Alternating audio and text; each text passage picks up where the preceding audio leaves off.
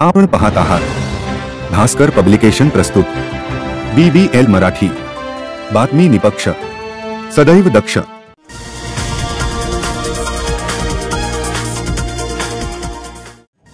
Today Maharashtra Banda ते चांदा बातमी निपक्ष सदैव दक्ष। पाहत रहा BBL मराठी। वाळवा तालुक्यातील सुरुल ते ओझरडे, नायकलवाडी, गोळेवाडी या पेठ शिराळा या मुख्य रस्त्याला जोडणाऱ्या रस्त्याची पावसामुळे अक्षरशः चाळण झाली असून वाहनधारकांना तारेवरची कसरत करून जीव मुठीत घेऊन प्रवास करावा लागत आहे। सततच्या पावसाने रस्त्यावर पडलेले भले मोठे खड्डे यांचा अंदाज येत नाही।